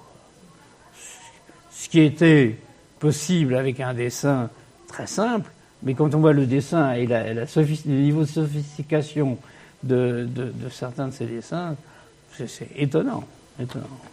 Tu parlais justement de lecture sur blog. La bande dessinée numérique, tu vois ça comme une évolution de la bande dessinée papier, une révolution ou à l'inverse un dévoiement du 9e art? Moi, je pense pas que ça puisse être mauvais. Je pense que c'est une bonne chose, mais encore une fois, je ne connais pas. Parce que je ne vais pas sur Internet chercher des trucs. Et puis je suis trop vieux pour rentrer dans le système. C'est pas ce que je veux dire. Moi, si c'est pas avec un beau papier et une belle imprimerie, je me suis assez taillé pour avoir des qualités d'album et d'imprimerie pour maintenant dire on n'a plus besoin de ça. On le fait. Donc je n'ai pas une forte. Je pense que c'est bien parce que ça ouvre au moins une fenêtre d'expression pour les jeunes. Mais en même temps, ils sont tout seuls, ils n'ont pas la réaction d'un public. Sur le principe de Pilote qui laissait des pages blanches, voilà. Ils ont là aussi un espace d'expression. Maintenant, effectivement, il y a moins de... Enfin, ils sont très nombreux quand même sur le créneau. Oui, absolument. La série Valérian a connu une fin avec Louvre-Temps, qui est comment boucler une histoire, une grande saga, en arriver au bout. Tu continues des albums avec Pierre Christin, qui sont des sortes de futurs alternatifs, d'histoires alternatives dans l'univers de Valérian. Oui. Donc il y a un tome qui est sorti. Un petit jeu de cache-cache avec ce que les lecteurs connaissent de l'ambiance et des anecdotes de tel épisode, et d'une manière de raconter quelque chose qui aurait pu se passer ou qui ne s'est pas passé tout à fait. C'est plus un jeu de liberté, et je pense que simplement, un certain public continue à apprécier, et ça me fait très plaisir. Il y a un autre tome qui est prévu ? Oui, je suis en train de travailler sur le tome 2 de Souvenirs du futur. Je ne dirai pas la date de sortie parce que je n'en sais rien. On sera très prudent, mais un jour, pas mon prince viendra, mais un jour mon album viendra. Je voudrais revenir sur ton passage à Salt Lake City. J'ai lu que tu avais fait un documentaire sur la ségrégation de l'église mormone envers les Noirs. Ah oui, alors c'était... Et que ça avait fait sensation. Sensation, peut-être pas, mais ce qui s'est passé, c'est que on était amis avec évidemment pas des gauchistes américains, mais quand même des mecs plutôt... Et l'église mormone étant assez réac, puisque les prêtres mormons, il n'y avait pas de noirs. Je ne sais pas s'il y a des noirs maintenant, mais il n'y en avait pas à l'époque. C'était... Dieu ne savait pas ce que c'était que les noirs. Et donc, c'était pareil pour l'habitation, évidemment. Et l'argument, c'était le bon côté des voies de chemin de fer et le mauvais côté. Hein. Et évidemment, les Noirs, il n'y en avait pas beaucoup, parce qu'en plus, c'était un pays qui ne facilitant pas l'intégration, il n'y avait pas beaucoup de Noirs. Il y en a beaucoup plus maintenant, quand même. Il y en a plus maintenant. La dernière fois, j'ai pris l'avion, j'étais à côté d'un Noir, et il me dit, je travaille à Salt Lake. Il y en a même à la Maison Blanche, pendant des Noirs.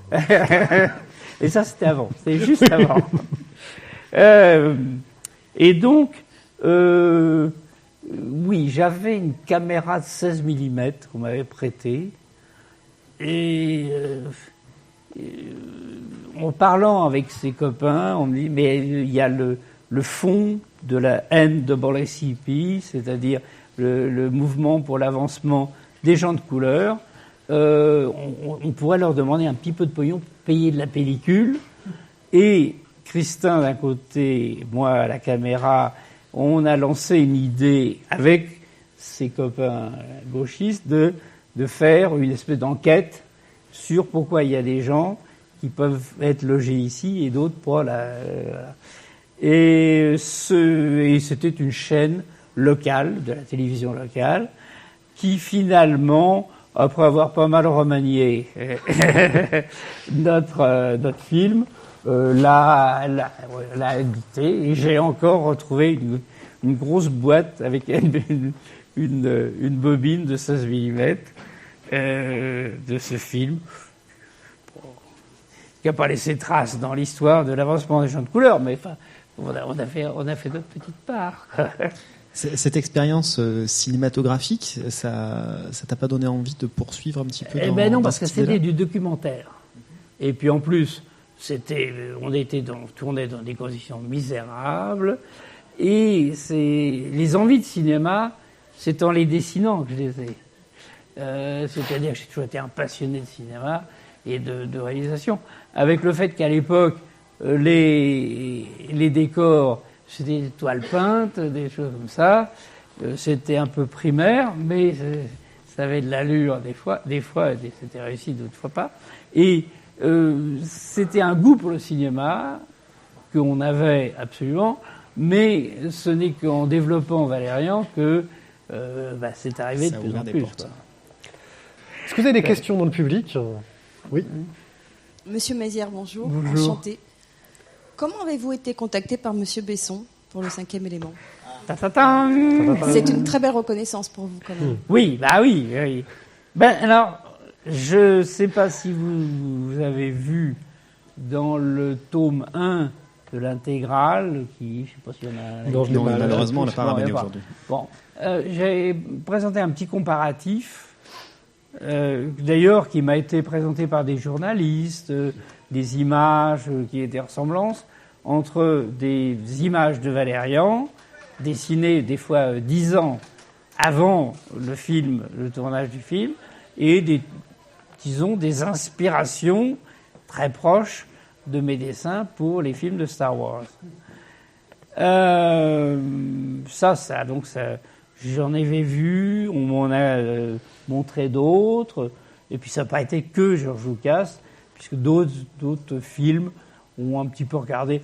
Alors des fois c'est des cases simplement isolées. Lui, Lucas, c'est que si c'est un hommage appuyé, puisqu'il y a au moins 8 exemples. Et il était peut-être même pas au courant, parce que c'est ses graphistes qui ont travaillé là-dessus. Alors justement, mais je lui ai mis un petit mot un jour, je lui ai écrit, en lui disant, nous avons des univers très proches. C'était gentil. Je serais très intéressé par vous rencontrer, etc. No comment, rien, aucune réponse. Il vous a même pas envoyé une place de cinéma. J'ai payé une fois ma vision de chaque film, et c'est tout. Donc je n'ai jamais acheté le DVD. Je suis passé maso pour regarder les DVD de Star Wars. J'aime bien quand on me vole mon travail.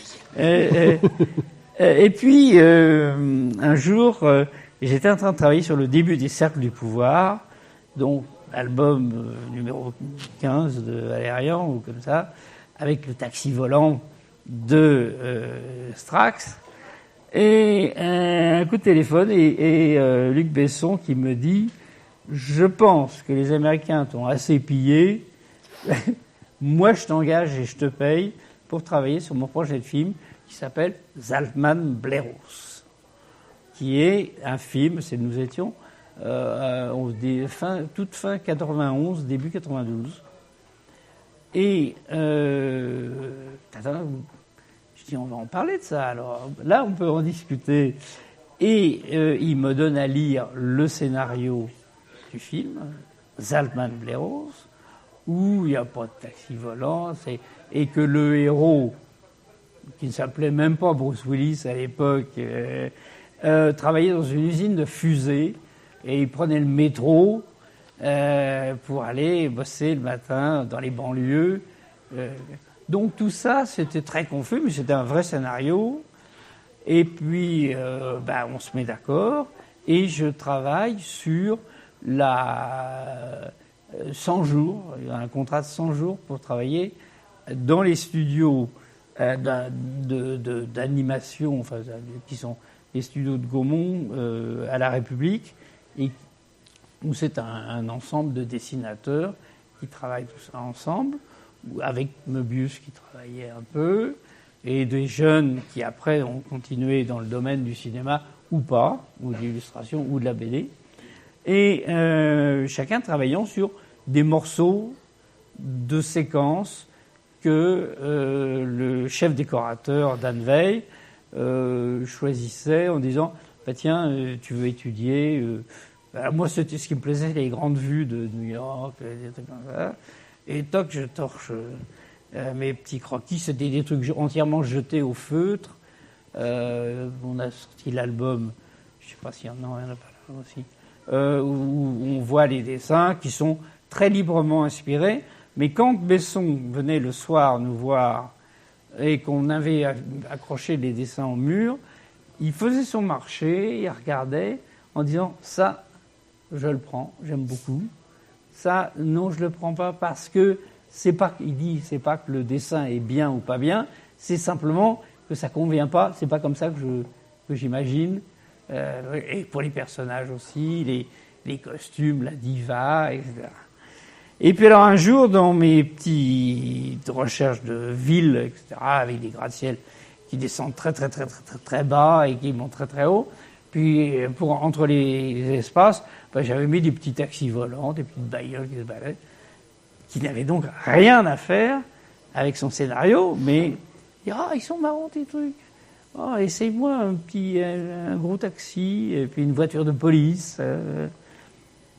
Donc je lui fais 2 dessins et puis on n'en reparle plus et on continue à travailler sur les décors. Et puis l'année 92 se termine et le chef d'éco me dit viens pas travailler cette semaine, puisque c'était un peu quand je voulais et quand eux ils avaient besoin de moi. Besson est parti à New York et le projet, ça sentait le roussi. C'est-à-dire que produire un projet comme ça, c'était la Gaumont qui devait la produire. C'est tellement énorme comme projet qu'il fallait des coproducteurs américains, il fallait de l'international. Et Besson est allé à New York, où il avait fait déjà des belles réussites avec Nikita, qui avait beaucoup de succès, qui avait eu un certain succès aux États-Unis. Et il a fait Léon, The Professional, avec Jean Reno et la petite Nathalie Portman, à 12 ans. Qui a joué dans Star Wars plus tard. Ouais, avec salope.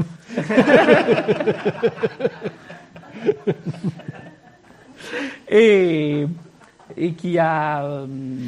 le film Léon a très bien marché aux États-Unis et les producteurs américains ont dit à Besson, ok, d'accord, bingo, on te donne le feu vert pour produire ton film de science-fiction. Besson rentre en France, il récupère tous les dessins qu'il avait gardés de tous ceux qu'il avait sélectionnés et choisis. Et moi, pendant ce temps-là, ça faisait 2 ans que je ne travaillais plus sur le 5e an, donc j'avais repris mon histoire des cercles du pouvoir, puisque les cercles du pouvoir, on l'avait commencé avant, avec les dessins que Christin me dit toujours. On voit le jeune Strax en train de regarder le moteur de son taxi Limousin, plus pourri que tous les taxis du Bronx. Donc ça me donnait déjà une manière de savoir l'allure qu'il allait. Et Besson reçoit l'album à New York avec la couverture et le taxi qui vole et les phares. Et il a dû se dire, le taxi volant, c'est pas une mauvaise idée. Donc je lui ai donné les taxis. Et le taxi de Valérian est venu pour le... Donc, je veux dire, oui, ça s'est très bien passé, notre travail en commun. Il a gardé, il a eu la volonté de garder, ce qui ne serait pas toujours le cas dans le cinéma, le fait de dire, voilà le dessin de recherche que j'aime, et travailler pour le rendre, parce que moi, j'en ai rien à foutre comment ils vont le construire, de quelle taille il va être, etc. Ça, c'est leur problème, ils se débrouillent. Mais moi, ce que je veux, c'est qu'il ressemble aux croquis. Et quand on voit les croquis que j'ai faits et les photos du film, c'est parfait, c'est très bien, très axé que ça. Voilà. Est-ce que vous avez des questions à poser ? Monsieur Mézières. Oui. Comme je vous l'ai dit tout à l'heure, j'étais jeune au collège quand j'ai découvert Valérian, agent spatio-temporel, ça s'appelait encore comme ça, avec les oiseaux du maître. Puis bon, le temps a passé. Il y a eu d'autres albums qui sont sortis et tout. Et un jour, j'ai eu la surprise de voir, je ne sais plus sur quelle chaîne, je crois que c'était Game One, Valérian et Laureline en dessin animé. Une série réalisée par les Japonais. Alors la question que je me posais, c'est est-ce que votre éditeur est venu vous dire on va réaliser un dessin animé, il faut qu'on trouve un studio, on va proposer aux Japonais, ou est-ce que ce sont les Japonais qui sont venus vous voir pour vous demander d'adapter ? Ni l'un ni l'autre. C'est plus compliqué que ça, la vie. Moi, personnellement, avec le goût de la bande dessinée et du cinéma, j'aurais bien aimé faire un dessin animé que je dirigerais, moi, avec une équipe de dessinateurs, avec le fait que, quand vous faites ça, c'est en général, pour la télévision, et eux, ils ont des principes de dire il nous faut 12 heures de 26 épisodes ou de 20 épisodes de 26 minutes. C'est des calibrages. Et des formats obligatoires, oui. Et ce qui est totalement différent de préparer un produit industriel que de dire, moi, ce que j'aurais voulu faire, c'était une histoire de 52 minutes, un beau film de 52 minutes, et terminé, point, à la ligne, et j'aurais pu savoir où est-ce qu'on va. Lorsqu'on part avec des épisodes de 26 fois 26 minutes, puis dans le contrat qu'on avait accepté parce qu'on avait vu une première équipe qui faisait ça en France, et c'était pas mal, et c'était intéressant, il fallait continuer à pousser ça. Après, dans le contrat, c'est passé de 40 épisodes. 40 fois 26 minutes. Vous vous rendez compte ? 18 heures de télévision. C'est un métier de fou. Et donc, il faut des usines à dessin. Et les usines à dessin, c'est les Japonais. Et c'est parti là-bas avec des gens qui probablement ne connaissaient même pas Valérian et qui ont travaillé des fois pas mal, beaucoup d'autres fois pas bien, dans des trucs dont vous ne pouvez pas dire. Tout le monde me dit, mais tu n'avais pas un droit de regard ? Ben si, bien sûr, vous avez le droit de regard. Vous pouvez regarder puis dire qu'est-ce que c'est dégueulasse. Ah oui, c'est pas bien. Hein. Non, c'est pas bien du tout. Hein. Bah, recommence. Non, on ne peut pas recommencer. Allez. Du coup, est-ce que ces dessins animés ont été diffusés ailleurs qu'en France ? Apparemment, j'ai reçu un relevé de droit l'autre jour, en Afrique, dans des tas de pays dont je n'ignore même le nom, en Amérique du Sud. Mais apparemment, on n'a pas gagné le jackpot, parce que ça n'a pas été vendu ni à une chaîne, c'est passé sur Canal+ Family, ou je ne sais plus quoi, d'autres, en Game One, comme ça, je crois. Mais je ne connais pas. Et puis, mais aucune chaîne, disons, importante. Donc, mais ça peut continuer pendant des années.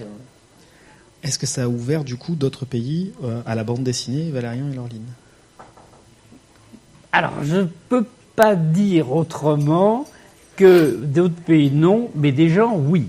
Puisque, en dédicace, ça m'est arrivé X fois que quelqu'un me dise « Ah ben, vous savez, moi j'ai découvert vos albums en voyant les dessins animés, et j'ai bien aimé, donc crachons pas dans la soupe, j'ai bien aimé, et donc je vais acheter l'album pour voir les suites. » Et après, ils me diront, c'est moins bien les albums que les dessins animés. Ça a permis au moins de donner une visibilité à défaut de donner de la qualité, peut-être. Et sur tout ce qui est produits dérivés, etc., tu peux jeter un œil à ce qui se fait ou il n'y a pas. Il n'y a pas? Très peu? Moi, je suis pas très demandeur. Je suis pas très demandeur, donc des t-shirts avec Valérian Lorline. Enfin, il y en a eu, mais c'est très souvent des entreprises personnelles un mec qui me dit tiens, je veux faire ça. Bon, on copine pas, quoi. Pourrait y avoir un film Valérian et Lorline? Cher ami, je ne répondrai qu'en présence de mes avocats. D'accord. Donc on a vu que tu as eu beaucoup d'influences graphiques dans le cinéma, même en y participant. Il y a un auteur que tu considérerais comme ton héritier d'un point de vue artistique? Ben non, enfin moi je dirais non, et parce qu'il faut pas. C'est-à-dire que ce qui compte, c'est pas la forme de la fusée spatiale, machin, c'est l'imaginaire du récit. Or, l'imaginaire du récit, c'est de trouver quelque chose de très personnel. Si c'est du fantastique personnel, qu'un autre mec dit « Oh, mais c'est très très bien, ça me va très bien, je vais les mettre comme des vieilles bottes », c'est plus mon univers personnel. Donc, moi, je dirais que Valérian, autant ce que j'aime, par exemple, quand Larsenet s'est mis à faire son Valérian à lui, c'est à hurler de rire, oui. Et c'est vachement réussi, mais c'est même pas nous qui avons sollicité Larsenet, c'est Larsenet qui a parlé avec l'éditeur de ça, et qui un jour m'a envoyé 12 pages du début de Valérian, à sa manière, au bistrot, avec les pochards. Monsieur Valérian et la Lorline, il fait « Ah, mon Valérian !» Ah formidable. C'est tellement drôle et tellement... il colle à l'esprit de Valérian, à sa manière, avec son graphisme, etc. Moi, j'étais enchanté. On m'appellera ça comme on voudra, hommage ou parodie, etc. Mais reprendre Valérian par un autre dessinateur pour faire du Sous-Mézières, ça, je suis pas d'accord. Il y aurait d'autres projets, justement, de la façon de ce qu'a pu faire Larsenet Il y a des choses dans l'air. Il y a des choses dans l'air. Une petite exclue dans les choses dans l'air? Il essaie de négocier une exclusivité dans les infos. Non, il n'y a pas. Tu sais, même si les avocats je ne parle pas sous la torture. Alors justement, vous avez plus ou moins répondu à la question, mais est-ce que vous laisserez le personnage continuer après votre mort ou la mort de Christin ou D'abord, je suis un immortel. Je travaille sur un nouvel épisode, parce qu'on n'a pas parlé des souvenirs du futur, oui. Mais je travaille sur un souvenir du futur 2, là, en ce moment, avec des grandes illustrations en couleur, avec... En fait, la forme de la question n'était pas tant là-dessus, mais plus, j'allais vous demander avant, est-ce que vous vous considérez comme un artiste ou comme un artisan? Et du coup, par rapport à votre œuvre, alors toujours pareil si je ne m'abuse, mais finalement en bande dessinée, vous avez fait Valérian Lorline, que vous avez mis en scène toute votre vie, sans faire d'autres séries, d'autres... Oui. Je vous considère plus comme un artiste qu'un artisan de la bande dessinée. Oui, absolument, parce que c'est pas interchangeable. Valérian, c'est nous, c'est Christin et moi. Le premier qui décrochera emmerdera bien l'autre. Mais c'est surtout aussi que moi j'ai horreur des reprises. Quand je vois Ricochet qui revient, quand je vois même graphiquement très réussi, Véron qui fait Boulet Bill, là. Oui. Mais je trouve ça déplorable qu'un dessinateur de talent gâche sa vie à refaire du sous-machin. Baptême qui fait très bien du sous-marsupilami, ça ne vaut pas un clou, ça n'a aucun intérêt. Et Lucky Luke, n'en parlons pas. Mais du coup, envisagez-vous de boucler la série? Mais elle est bouclée. Elle est bouclée. Oui. Depuis l'ouvre-temps. Voilà, vous avez dit. Depuis l'ouvre-temps, le cercle est bouclé. On a retrouvé Galaxy City, relisez les dernières pages. Je ne lisais pas tout, mais relisez les. Et puis, maintenant, on se fait plaisir à faire des petits retours en arrière dans les... Tu as d'autres projets en dehors de l'univers de Valérian? Oui, mais top secret. C'était la question. Oui. On a tenté hier, lors de la première conférence, d'avoir des infos. On retente aujourd'hui sous une forme différente, mais... Voilà. Est-ce que tu lis encore de la BD ? J'en ai jamais lu beaucoup. Jamais lu beaucoup ? J'en ai jamais lu beaucoup. Même du Giraud ? Je sais pas si j'ai lu du Charlier, parce que je commence à connaître la technique de Charlier. Je regarde. Non, mais je regarde. Mais c'est certain qu'un de mes copains maintenant, c'est Bilal. Et Bilal, je lis pas beaucoup les Bilal. Je regarde en disant qu'est-ce que j'ai bien torché. Mais c'est un problème de... On peut pas regarder. Je dis toujours, voilà, moi je suis un garagiste, hein, et vous venez d'acheter une magnifique Jaguar d'occasion, avec des pneus à flanc blanc, avec des cuirs à l'intérieur, et tu me dis, t'as vu ça, et le klaxon en 12 de code tutut, et moi je te dis, t'as entendu ton moteur? Ben, c'est ça, le garagiste, il entend le moteur, il sent que la bielle est pas loin. Alors, Nous allons passer à notre questionnaire à la con. Donc c'est une série de questions très bêtes. Et je peux répondre très bête aussi? Oui, tout à fait. En justifiant ou pas. Généralement, ça va avec. Hein. Oui. D'accord. Nous allons dire 2 mots et il faut en choisir un des 2. Et parfois c'est des choix bien sûr impossibles parce que sinon ce serait pas rigolo. Et vous avez travaillé beaucoup? Oui. Oui, un grand travail. Hergé ou Franquin? Bah, forcément Franquin. Mais Hergé, après une longue période de refus, parce que je dirais de mes 15 ans à mes 60 ans, Hergé, je ne pouvais pas regarder, je redécouvre des vieilles choses en disant que c'est quand même très bien foutu. Mais seulement quelques trucs comme ça. Soleil ou l'association? Je connais ni l'un ni l'autre. Mais il va y en avoir beaucoup des comme ça, je pense. Slip ou caleçon? Petite culotte. Très bon choix. Bon choix. Blonde ou brune? Oh, les deux, mon capitaine. On fait aussi. Batman ou Superman? Je connais pas. Ni l'un ni l'autre. Oh, les Américains. Console de jeu ou ordinateur? Non, ni l'un ni l'autre. J'aime pas. Des albums en noir et blanc pas chers ou des beaux albums en couleur luxueux? J'ai jamais acheté un album de BD de ma vie. Jamais. C'est innovant pour l'industrie. On me les offre. Thé ou café? Café. Trondheim ou Larsenet? Forcément Larsenet. John Wayne ou Gary Cooper? Cooper. Dessin numérique ou dessin traditionnel? Tu m'as bien regardé.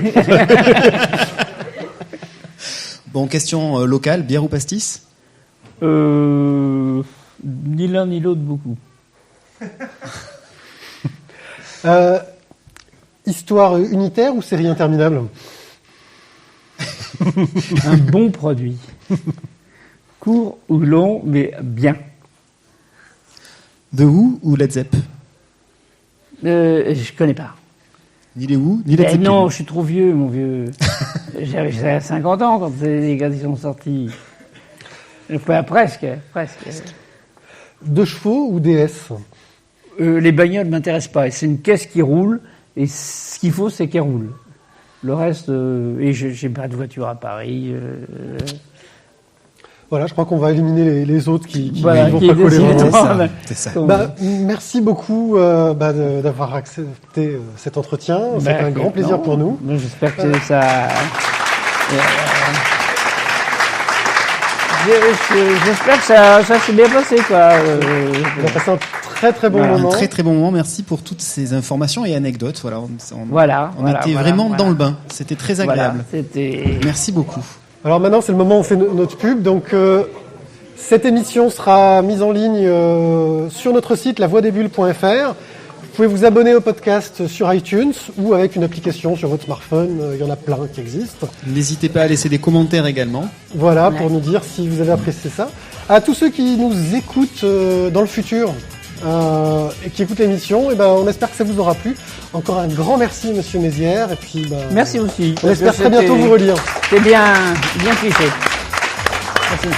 Maintenant, donc, la dédicace est ouverte.